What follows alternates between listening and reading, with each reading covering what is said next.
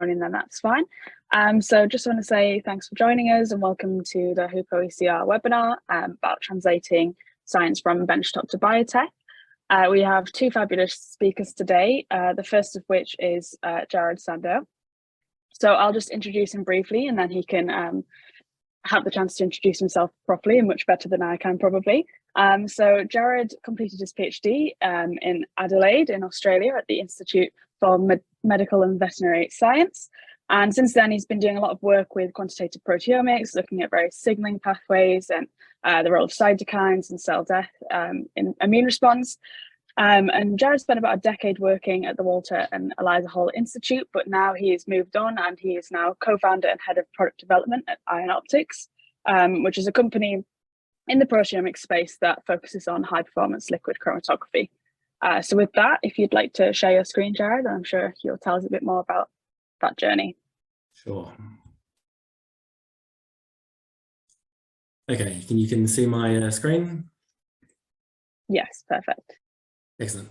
Yeah, well, thanks for the introduction, Charlotte. As Charlotte said, my background is in medical research, and I'm currently the chair and the head of product development at IonOpticks. And yeah, we focus on high performance nanoflow chromatography at this stage. So I guess probably in my little 5 to 10 minutes here, I'm going to give you a bit of a background of where I came from and the journey that IonOpticks has gone through.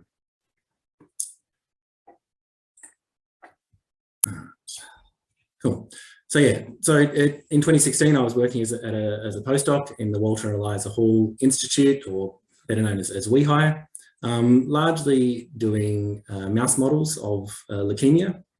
As part of that work, I employed proteomics, and I found it very powerful for answering some of the questions that we were asking. And so I began to increasingly engage proteomics with a whole range of different applications, quantitative proteomics, interactomics, cross-linking and so on, and found it very powerful, and so I actually started moving into that space more as a researcher, as a field of a topic of interest itself, moved away more from the medical research and began helping a lot of different researchers with proteomics questions.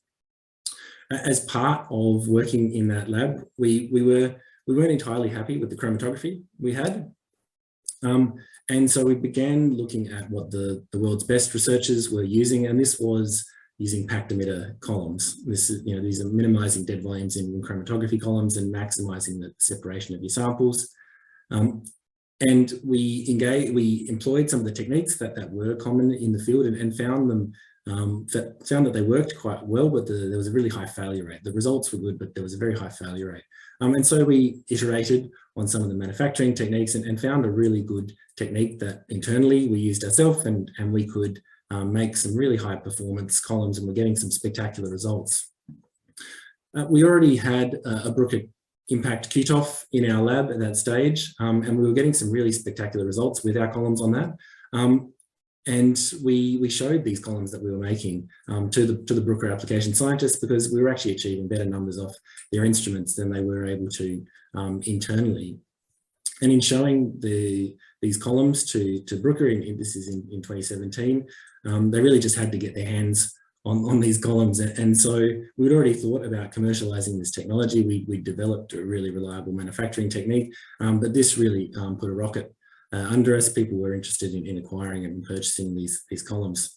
So we incorporated and started the company in 2017, IonOpticks. This was in September. And our first product was the Odyssey. You can see here a fairly rudimentary packaging, recycled cardboard, really high performance, but bare basics. It was just a bare basics fused silica capillary packed with stationary phase and a packed emitter. We were compatible with the timsTOFs, which fortunately had just been released as well, and we grew hand in hand with that instrument. But we were also worked very quickly on becoming compatible with the thermo devices as well. But very quickly we got feedback, and it needed to be easier to use, and so we developed the Aurora series and delivered that as a product in mid 2018. And the real feature of that product was this nano zero fitting. So I guess just to as a brief rundown of the sort of the basics of what most of our columns are based on, they have this integrated packed emitter tip. So this was the packed emitter that we developed at WeHi and spun out. And this was the IP that we used to spin out the company from WeHi, was the IP around this packed emitter tip. The improvement that was in the Aurora series columns was this nano zero fitting. So this is a true zero dead volume fitting. And unlike the integrated emitter tip was developed while we were at the Institute and the Institute had ownership of that IP, we developed this nano zero fitting independently after spinning out the company. And we've in fact currently got patents that have been either granted or under examination around this fitting, and that's looking pretty good. So that's some independent IP that we were able to generate during that process. From there, we delivered a range of other additional products using that foundation, the Elite and the Rapid, which was sort of focused on high throughput proteomics analysis, moving into the 50 to sort of 200 samples per day type analyses. But at this stage, we were growing very rapidly. We had a lot of orders, but we were running out of space. So originally, when we spun out from the Research Institute, we were granted some incubator space, which was essentially a broom cupboard in our existing laboratory. At the Institute, you can see here, it was getting pretty tight. We did all of our manufacturing, we did all of our research and development in this small space. And so at the beginning of 2020, we grew up, we moved out of the Research Institute and got some dedicated space. So we had our own dedicated building, again, still in Melbourne, with our own office space. So we could incorporate all of our sales staff, all of our marketing staff and research and development and manufacturing staff all together in one space. And you can see here, there was a lot more room to move. And in fact, we've now since doubled this space again last year. You can see there was a bit of a lull during the COVID periods. Melbourne, in fact, had very strict lockdown conditions. We were actually quite restricted about how many staff we could have, but we used this opportunity to grow and develop and scale up our manufacturing, scale up our research capabilities. And you can see sort of once the floodgates were opened post-COVID, we came out with a range of new products, a new generation of columns, and then a whole range of different columns with different applications following that. And in fact, we're very excited. We're just about to release this SX column, which is a SciEx compatible version of our Aurora series columns. And so that's where we are at the moment. We've been around for 6 years from the lab until present times. We really are the class leading technology in this space. And we've got sales to 37 different countries. Now almost none of our sales, in fact, are to Australia, and most of them are overseas, particularly to Europe, Asia and the US, and to a range of different clients, academia, to industry, and to the research labs in pharma. We've got 25 employees with around 30% of the company still committed day in, day out to pure R&D. Fortunately, because we had a product almost immediately, in fact, we even had a purchase order from Brooker for these columns before we even had a company. We've not required any significant or any investment at all. We've managed to bootstrap the company the entire way. I'm excited that we've also matured in that our facility is ISO 9001 certified. So this is a good manufacturing practice certification. So we've really matured our manufacturing approach from sort of hacking pieces together originally in sort of what was a basic research laboratory. And I've just got a little bit of a summary here on the right. You can see this is really, what we see as our increasing impact in the field of proteomics across the years of our existence. The bar charts are the yearly count. And the line is the cumulative count of publications. We're now seeing hundreds and hundreds of publications per year featuring our products. And as a researcher, as a former medical researcher, that's really exciting. So we're really excited to see where we can go in the future. But yeah, so that's a brief introduction of where I've come from, of IonOpticks itself. And I think I'll hand over to Ruedi to give a little bit of an introduction on himself. Thank you very much for this wonderful kickoff of the webinar. It is my honor to present the next speaker, Dr. Ruedi Aebersold. Dr. Ruedi Aebersold is a professor at the Swiss Federal Institute of Technology in Zurich. He obtained his PhD in cellular biology at the Biocenter of the University of Basel and completed his education at the California Institute of Technology.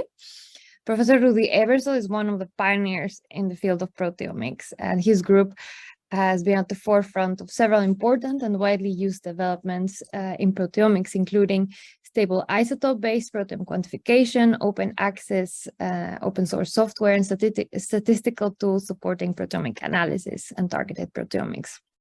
But today, he is here to tell us about his work and his involvement as a co-founder of several companies, including Proteomics and Biognosys. He also participates as a member of the Scientific Advisory Board for a number of other academic and private sector research organizations and serves as a senior editor for the journals Molecular and Cellular Proteomics. So it is an honor to give you the stage, Professor Ruedi Aebersold, and we are excited to hear on your thoughts and views on the establishment of successful biotechs. Thank you. Let me share the screen.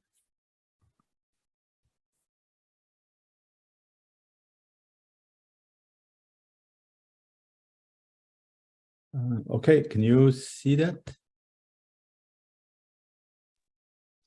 We can, it's just not in full screen view quite yet. I can't see it.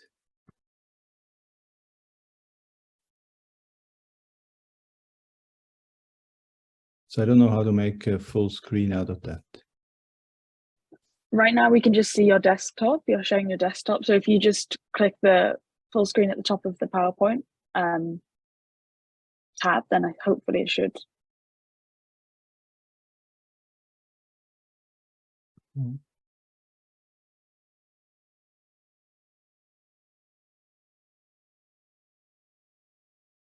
right. I think you can try the green button at the upper left corner of the document, of the upper left. Oh. The green, there are 3 buttons, a green one. That's 3 buttons, record, control. Yeah, just above the home, the word where it says home and it says paste in the top corner of the PowerPoint tab. Oh. Down here. Yeah, that would, yeah, okay, that's perfect. Sorry about that. So now it works. Okay, sorry. Thanks a lot for the introduction. I thought I would make a few comments about rather than dwelling on specific companies and procedures. I thought I would make a few comments in general about the business of spinouts from the point of view of early career researchers, because this might affect some of these considerations might affect their careers and career decisions. So I make some assumptions for the next few minutes for this discussion, and I hope we will come back to some of these points. I assume that the people in the audience are an ECR in the field of life science and research, or potentially in research and proteomics, and they're working in an academic environment at the moment. I would assume that if someone wants to spin out a company, start a company, then they would have generated new IP, ideally patented it. I think we saw this nicely just by what Jarrod presented. Yeah, they have a number of patents, and I think this is a strong basis to start a company. And without patents, it's hard to start a company. I would further assume that you are contemplating starting a company based on the IP that you may have generated. And I further assume that you have a limited amount of time. This actually is a huge factor in making career decisions in terms of where the time that you have available should be focused on. So then I think there's some issues that it's useful to contemplate. And so there's some general issues on the topic, which maybe we get in the discussion a little bit further in. I think it's, for a young investigator, very useful to think about the long-term career goals. You may not reach these career goals, but it's good to have a goal to work towards. I make a couple of comments on that further on. Then I think the question also is, if someone wants to start a company or transit to a company or stay in an academic laboratory, I think it's good to think about what is the motivation for starting the company, or for that matter, for any career track.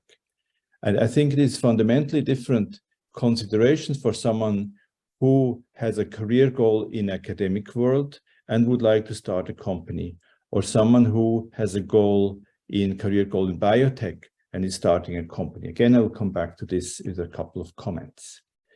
And then I think it's also very important as a general issue to think about pitfalls and the threats that starting a company has for a particular career. Of course, we always think about opportunities and we assume that it will work out, but it does not always work out as we plan. And there it's good to think and consider a few pitfalls. So now I'm going very quickly into these three general topics and make a few comments on those. So topic career goals. As an ECR in life science or proteomics, there's obviously many different career paths. Some of them are represented here at this workshop or this discussion, but there's many others. I mean, you could become a lawyer, you could become a manager in a pharma company, but I think here we talk about a career that is building on intellectual property created and tries to bring this to biotech. Central to this discussion is the decision to start a company based on your IP. And there's two main paths to achieve the goal. Stay in an academic career and spin out a company from the lab. This is the path that I chose because I thought it would be difficult for me to manage at the same time a company or being involved operationally in a company and be leading a research laboratory, and to do both of these things at the same time. So the way this companies happened that came out of our group were that young scientists, which were in the group and had worked on some technology or in one case is a set of biomarkers that seemed to have commercial potential, then they decided to spin this out and out of the lab. And I was involved in the startup, but I was never operationally involved in the laboratory, in the company.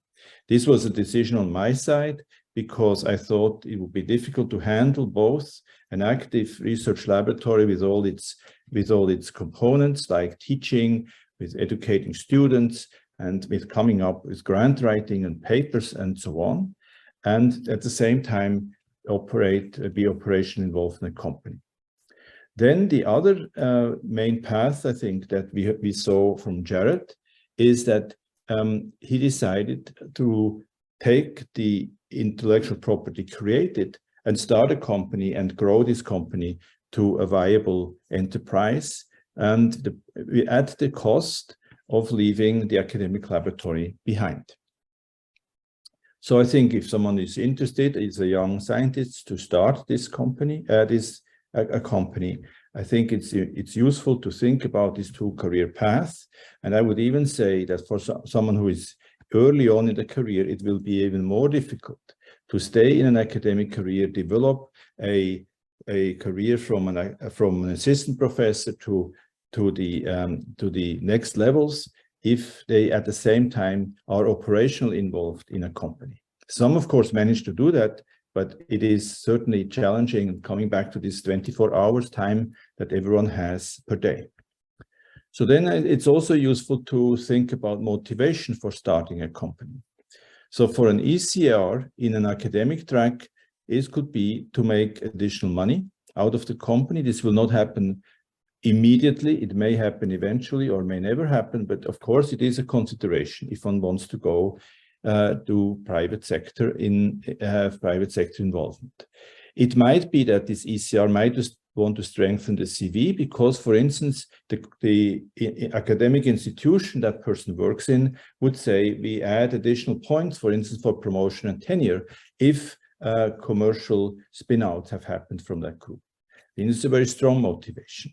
And it might also be the motivation might be to further develop broadly disseminate an innovative product or innovative idea, or to multiply the impact. There's certainly several things or some things that cannot be done in an academic lab for reasons for space, for reasons of process that may have to be controlled, carefully controlled. There's many reasons, but I think if one wants to really broaden the impact, this might a spin out might be the way to go, with or without operational involvement of the PI. And then of course, one can learn a lot of new skills because one has to deal with venture capitalists eventually, with law, with legal issues, with regulatory issues, which is issues that usually do not come up or not often come up in an academic laboratory. So I think there's many motivations for doing this out of a academic laboratory, spin out a company. The question is simply how does one do it? Does one do it on the side, or does one take the jump into the company as Jarrod demonstrated? So for an ECR in a non-academic career track, this of course, again, one would hope to make money, would be to bring an innovation to market, as we have very clearly seen and nicely seen in the first example here, and also to keep independence, because oftentimes this is very cherished by many people, that they say, I know that I have some intellectual property or some special skills, and I would like to bring this as far as possible while maintaining independence from external pressures. And of course, if you go with a company, it really has unlimited growth potential, whereas if you stay in an academic laboratory, the size of this operation is inherently limited by funds that you can create from grants. And then I would like to finish with a few potential pitfalls, because none of these decisions is inherently without pitfalls. So for an ECR in an academic career track, I would think the more overriding pitfall is overcommitment and lack of time. If that person needs to maintain all the duties and tasks to run an academic laboratory, and at the same time spend the time and the effort required and to set up and grow a company, I think this is an extraordinary challenging task. Many have managed to do that, but I still think it's extremely challenging, especially for someone who is relatively early on in the career. The potential pitfalls would also be that learning new skills, and one needs to do that if one wants to start a company, legal, financial, managerial, marketing, production, distribution, and so on, distracts from an academic career. Simply, again, the same issue, time management and time available. And one would be living into very different cultures, the academic cultures and also the culture of the private sector. So these are some potential pitfalls, which of course can overcome with proper management, but it's useful to keep them in mind. For an ECR in a non-academic career track, the considerations might be, what is the long-term sustainability of the plan to start out a company? The company might fail because the goals cannot be reached, because the company might be acquired, which from a financial point of view may be a successful outcome, but from a point of view of keeping independence and to drive the intellectual property forward to the market, this might be disappointing for the founders of the company. It might be that money runs out. that revenues come late, that too much investment is required to reach the point of profitability. And it is also a threat or a potential pitfall that if a company is really successful, then it might, the PI, the person who founded it, who came with the idea, might lose control over the company because it becomes so big that management will have to brought in, which might choose different strategies that the founder might or might not like. So with that, I would like to stop this short introduction. I just thought, rather than going into a specific case, I would try to frame this from the point of view of some general topics that everyone will have to contemplate if they would like to move into that direction of starting a company. And maybe some of these points we can further on discuss. Yes, thank you very much, Ruedi. Yeah, definitely some of those points are going to come back up again in the discussion. Just quickly to say to the attendees that if you have any questions for our panelists, you can go ahead and put them in the chat Q&A box, which you should see at the bottom of your screen. And we have a couple of questions to get started with, and we will come back to those in a few minutes. So feel free to put questions in there at any point. So I'll go ahead and kick off with the first question. And it has been touched upon a little bit by both speakers, actually, and it's kind of about who owns, in an academic sense, who owns the PI and the IP, sorry, PI, too many acronyms. Who owns the IP? So if you're an early career researcher and you're in an academic lab and you're working on a project that you see commercial benefit in and you quite fancy commercializing that, who has the final say on that, especially if, for example, your PI is maybe not interested in being involved in that spin out or not interested in putting the time into getting the IP? Do you still have the ability to go ahead and do that yourself, or is it sort of you need the university or the institute's permissions? So maybe if we start with Ruedi, maybe you have some comments on that. Okay, yeah, I have some comments. I don't know whether what I'm saying is a general rule, whether there's exceptions, but that's the situation I've encountered in the organizations I've worked. So I would distinguish between the securing the intellectual property with patents, and then to transfer this intellectual property through licensing to a company. And so in terms of patenting, I mean, you mentioned an important point, and that is the PI may not be interested in patenting intellectual property, or the PI might be interested in trying to do this within an institution.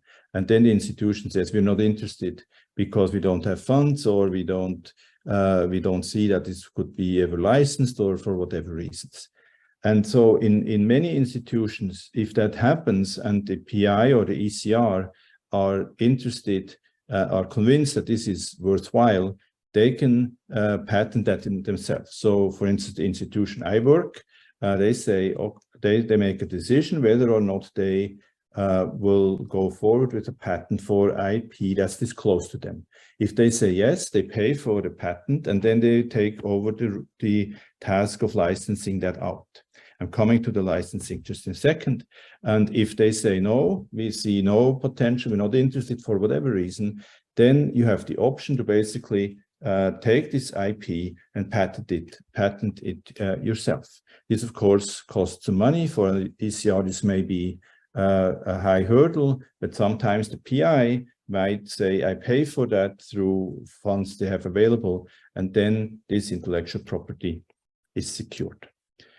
So if the intellectual property is patented through the institution, or generally intellectual property is owned by the institution that where a person works, and then if you were to start to a company and the institution would have patented that IP, you would have to negotiate a license. And then, of course, it depends how this is done. This depends on the institution. Typically, that's my experience, that the institutions are very happy if someone from the institution spins out a company and really takes the intellectual property with them, and then the institution will typically take some kind of stake in the company, which of course is all negotiable. But there is a way to get the intellectual property to the person and into a company. If the university says we're not interested, we cannot patent this. So then you basically can act as your own intellectual property agent. So that's my my comments to that question. Thank you. Is that a similar experience for you, Jarrod? Or? Yeah, I think I'd probably agree with most of the approaches that that Ruedi described. Yeah, generally, I think in most cases the IP is owned by the research institute, unless, of course, they refuse to IP something. And then, you know, there's various ways to acquire that, either through licensing or, you know, in the case of IonOpticks, we agreed on a royalty, and in fact transferred ownership of the founding IP to the company. So we have complete control over that IP. And I wouldn't be too disheartened if there is IP in a research institute, but colleagues or PIs aren't necessarily interested in pursuing it, so long as, I guess, it is patented by the institute. You know, you could often work with your business development office to help develop a business plan, a business model, find potential funding, you know, potential partners, other companies, other individuals that might be interested in a spin out with you. But again, a lot of this is also dependent on the type of IP that you're trying to spin out. There's a big difference between, say, the product that I myself spun out, which was a small product that could immediately bring revenue. There's a difference in software related IP, and in particular things like, you know, that come out of a lot of research institutes, like small molecules and targets and things like that often come out very underdeveloped from a research institute, and, you know, they haven't even entered clinical trials, so they need their own support in that initial stage of a spin out to see real value in that IP. Yeah. Thank you very much for this, for sharing your point of view on this question. Our next question is something you both alluded to, and it has to do with reaching out to people. So who can early career researchers who are interested in commercializing or in being involved in a biotech turn to for advice? Can be for founding or co-founding, or just as general participation in a biotech. Maybe I'll kick it off this time. So I guess there's probably no one person you can reach out to for advice to point you in the right direction. You know, I myself did a lot of education over the years, and, you know, sort of always had an interest in biotechnology and in commercialization, and, you know, did every course available. Talked to as many people as I could. You know, again, business development offices as part of research institutes are good sources of information, although not, sometimes they can be a little archaic and lack some of the modern ways of spinning out a company, depending on which institute you're part of. And I think probably one of the best ways I found was just networking, networking at industry events, at conferences, you know, potentially seeking placements in larger biotech companies, or that can have, you know, limited success depending on where you are. One thing that really helped me was finding good mentors with some of those networking opportunities. You know, following up with people. There's a lot of you know, people out there in the industry that are willing to put themselves out and are willing to answer questions and have discussions and support you in decision making. So yeah, I think just talk far and wide, try and learn far and wide, and just be ready, you know, prepare yourself for when an opportunity might present itself. I would agree with the very strong focus on networking, because then opportunities come up. This could be at a meeting, at a conference, or informally, or just directly to people who have gone that path. I think many of them are very willing to share their experience and what they learned. There's also more structured ways in many places. Many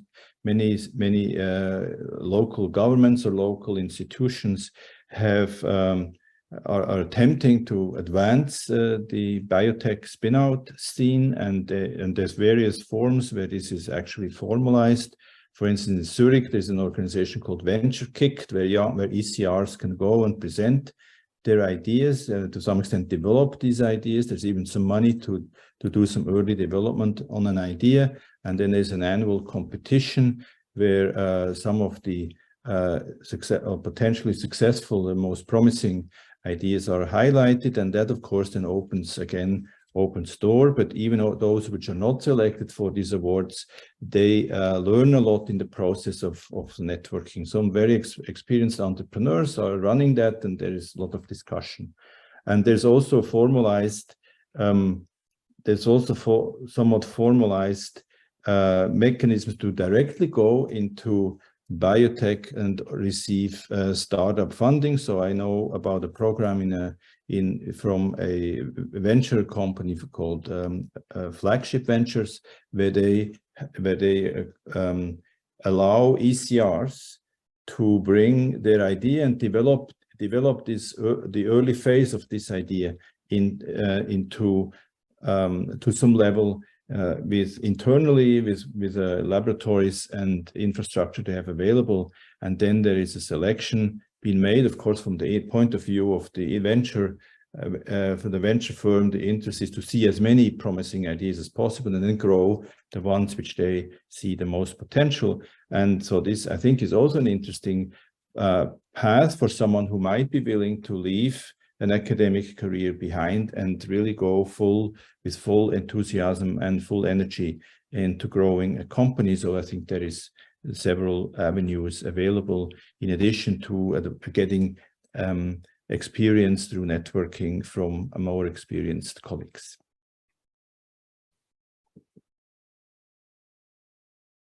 Thank you both for your comments on that. We just have one last question before we go on to some of the audience questions. This one's quite an open one, and I was just interested to hear the opinions of both of you. If you have any particular one or two biotech companies, quite new, quite early ones that are emerging in the proteomics space right now that you think have great potential and that we should be keeping an eye out for. So any ideas on that one? Jarrod, do you want to go first? I will. Yeah, I can go first. I'll admit I don't have my finger on the pulse that well, probably when it comes to the whole range of startup companies, but I guess I've picked out a few. Altos is one that's come up. So they're looking at cellular rejuvenation programming. So they've got a whole range of different omics technologies that they're pushing, in particular proteomics as well. So that's sort of an exciting program, an exciting company that's started. They've got a lot of funding recently to pursue that. Another company is Rezo Therapeutics. So they are taking sort of an integrated approach to drug discovery that tries to not only just sort of leverage individual bits of technology, but to sort of combine a lot of these technologies into disease networks to sort of really utilize the information that can be gathered from a whole range of the newest technologies that are emerging in the market today. And probably the other one that's come up on my radar, more recently is it's not necessarily a biotech company, but it's Parallel Squared Technology Institute. So this is a funded research organization that was started by Nikolai Slavov out of Northeastern University. And this is really exciting, I think, because I myself have a particular focus in single cell proteomics, and this institute, initially at least, one of its big goals is to really industrialize single cell proteomic analysis. So we're really excited by that because I think we really see the potential in single cell proteomics, and I think it's going to take some thought leaders to really drive that forward and make it a very practical technology. So they're probably the three that are on my radar at the moment. So I would distinguish between companies that are using proteomics to realize advances in the life sciences. And of course, there's many of them in many different fields. And I would differentiate them from companies that try to advance basically the field or the art of proteomics and to make the technology better or open new doors for proteomics from a technological point of view. In that regard, I would like, I think particularly innovative company is Nautilus Biotechnology. I know I'm on the advisory board for that, and the founder is a former postdoc from our group. So I know I kind of know what they're doing and try to attempt, and what they're trying to attempt to do is to use optical readouts. So they try to move away from mass spectrometry to use optical readouts to identify single protein molecules on a massively parallel array of substrates that are deposited in a flow cell. So it's effectively an attempt to carry over some of the principles from DNA sequencing technology to proteomics. This is highly challenging, it is innovative, and so I find it exciting because it has a lot of potential to learn things about proteins which are only apparent not only on the single cell level, but at the level of the single individual polypeptide. Whether or not this will happen, when it will happen, to what extent is out, it needs to be shown. But I think the energy and the goals they state are really interesting. Then I know of another company, or at least a concept that's in relatively early stage, and that is to find more out about the proteome. So the notion is that there's potentially many more coding sequences that have been recognized from the Genome Project. This could be small open reading frames, could be products that are cut out from proteins, processed forms. And so this is a company called Profound, which actually came out of this process of having an idea developed in flagship ventures. And I think is also an exciting idea because it has the potential to find new elements or components of the proteome which hitherto have been rather poorly described or only occasionally been found. And I think an opportunity that I've not seen really be taken is really data-driven proteomic companies. I think there's been so tremendous advances in the quality of data and volume of data generation that is enormous amounts of proteomic data can be generated or have been generated. And I think that together with new developments in IT and computational biology present extraordinary opportunities to learn more about biology, but also to derive commercial value. And I think there is lots of opportunities still to be carried out. There are, of course, companies that try to do that, but I think there is a lot more space for innovative ideas.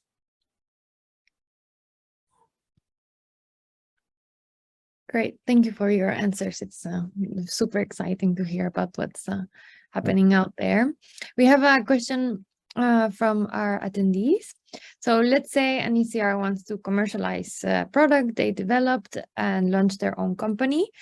However, that person might want to come back to academia, especially if the industry adventure fails. What could that person do to leave some open doors in academia?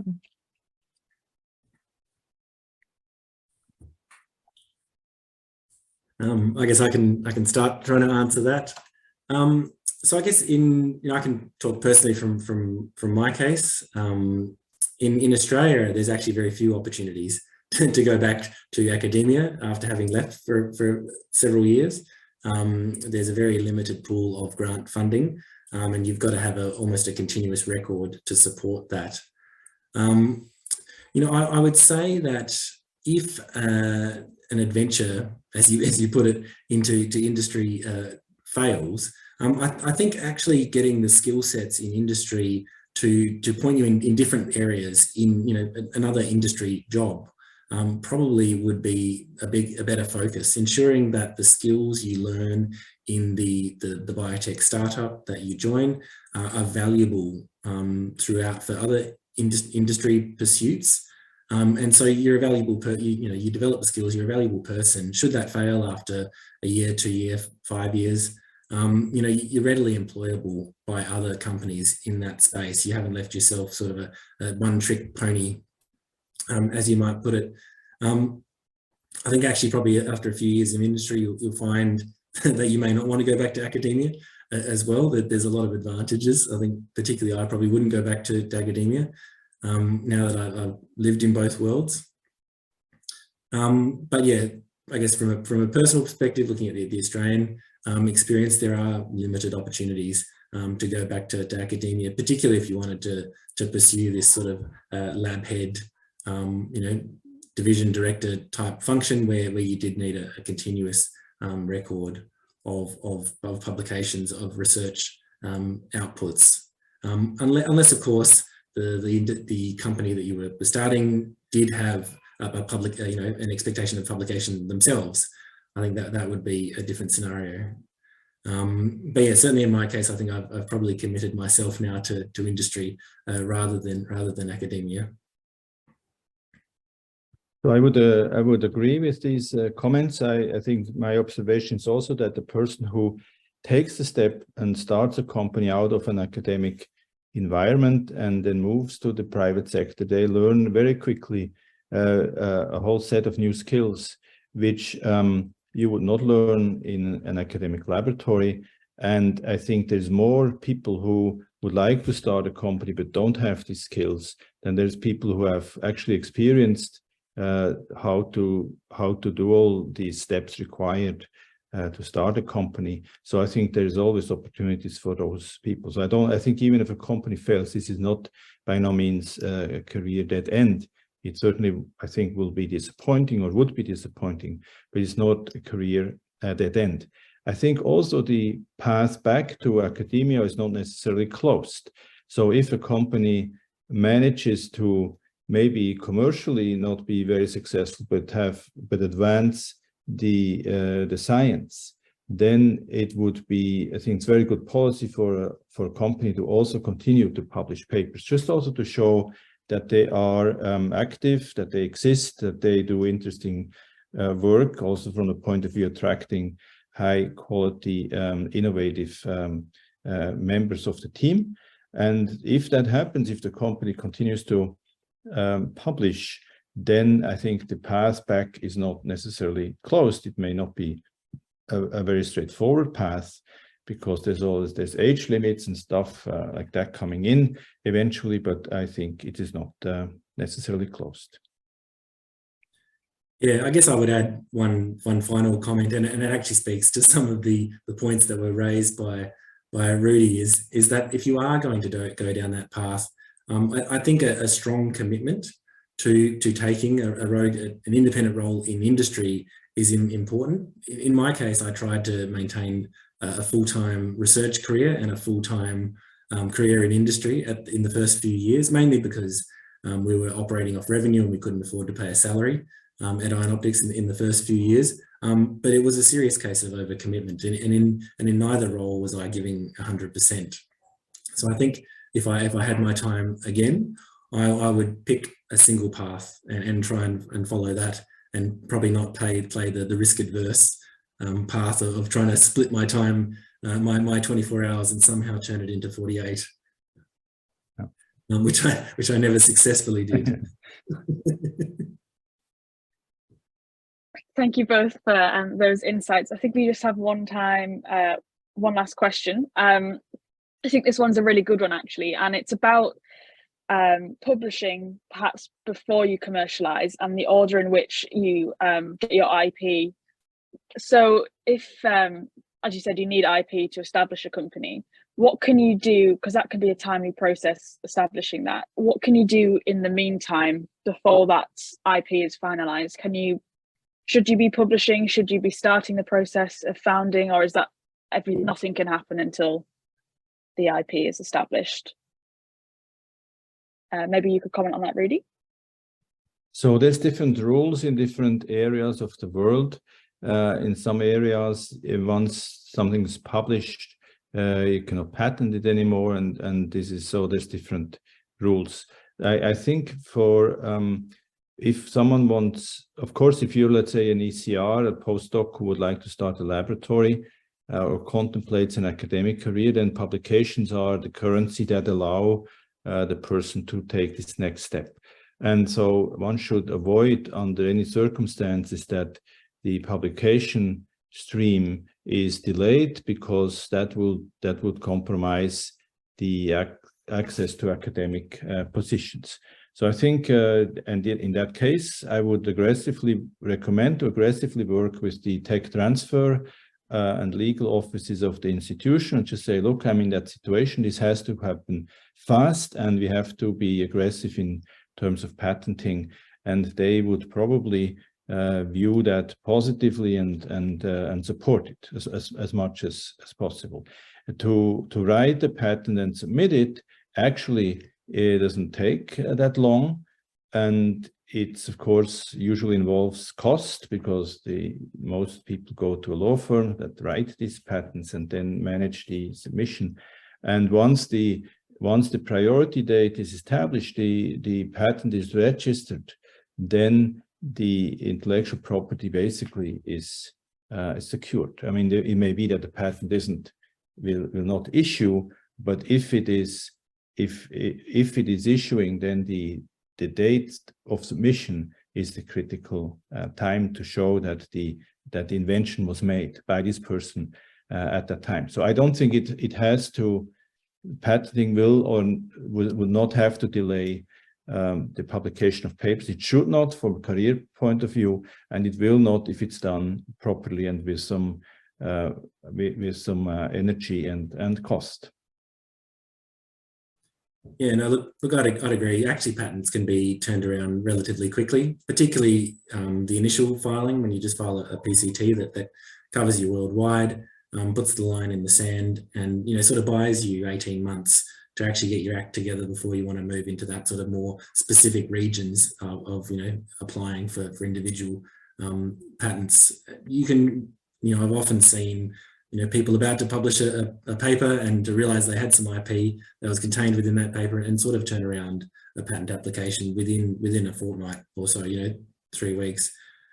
So that's all very possible. But as Ruedi said, talk to your tech transfer office. They can help you with what might be IP, what you can protect, and what you can disclose. Because there are ways sometimes of not necessarily, a patent has to be novel and inventive, not destroying that novelty and inventiveness, but releasing some information. But that has to be done carefully, and you would want to consult with people to do that. You wouldn't want to make that judgment yourself. In terms of when to start thinking about companies, you can start thinking about models of a company, thinking about how you would fund these, thinking about how you would structure these before you have a patent, or if you've there's a little bit of IP on the horizon. There's no reason not to begin to contemplate these ideas. And again, these patents can turn around very quickly, or at least the PCT. It doesn't guarantee you that upon examination in a few years later that you'll actually be awarded this patent. Patent examinations are a little bit like journal, manuscript examinations. They go to a reviewer, they come back with some questions. In most cases, there's a single examiner of a patent, so generally they play the role of reviewer number 2 of being a troublemaker. But yeah, I think I wouldn't hold back your research just because there's potential IP there. Just try and see if you can pursue it in patent protection, and that can happen pretty quickly in the first instance. Thank you both for your comments on that. I think just for a matter of time, I think we'll wrap it up and say thank you, first of all, to all the attendees for coming, and we hope you found this webinar insightful. We also hope that we'll see some of you next month at HUPO. Come and find us. We'll have a lot of our ECRs there on site. And of course, a huge thank you to Ruedi and Jarrod, our panelists, for joining us today, even at some terrible times. Sorry about that, Ruedi. But thank you. We really enjoyed it, and we hope we can host you again sometime in the future. So with that, I think I'll say thank you and end the webinar.